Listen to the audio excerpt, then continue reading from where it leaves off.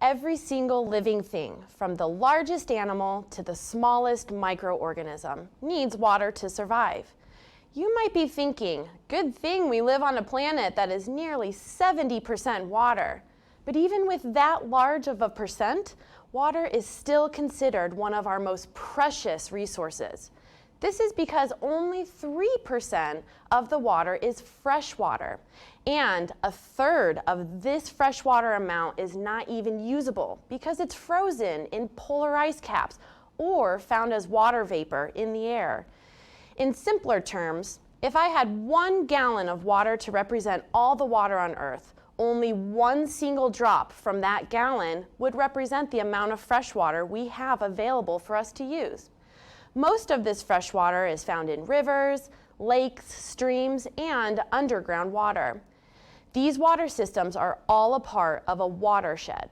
So what's a watershed and why should you care about yours? Well, let's head over to DeKalb County Watersheds and find out.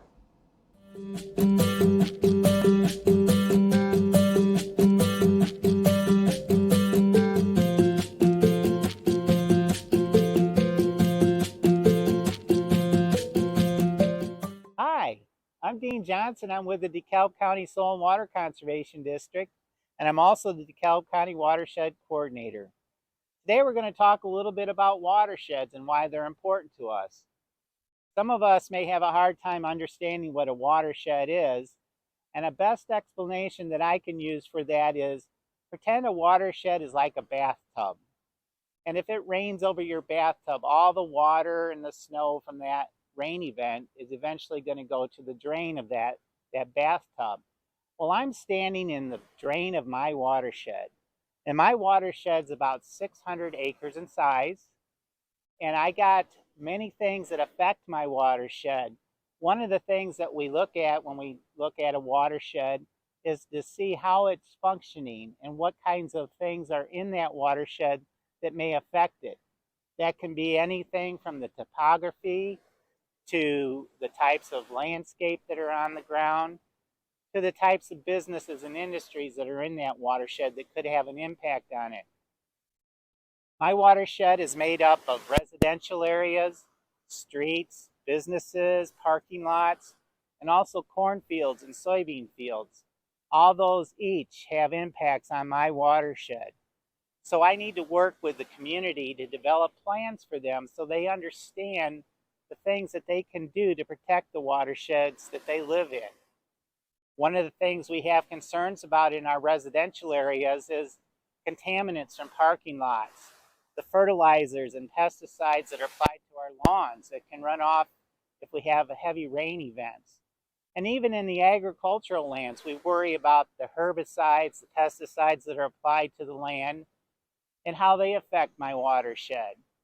Sometimes that water will run off and carry those pesticides or nutrients into the water stream that go down to the rivers and affect the Gulf of Mexico and the hypoxia zone.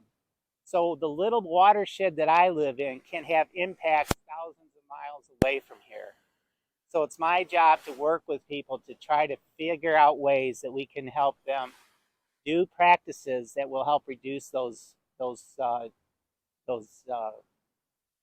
resource concerns. One thing that I wanted to talk about a little bit is that when farmers come to see us, they ask for help in trying to protect the soil from eroding, because even soil particles can cause pollutants that enter our streams and rivers. So it's not just chemicals, it can be soil itself causing pollution issues in our watersheds. All these different factors affect how my watershed functions. So today, after I'm done talking, go meet with your teachers and figure out what you can do in your watershed to help protect it in the future. Thank you.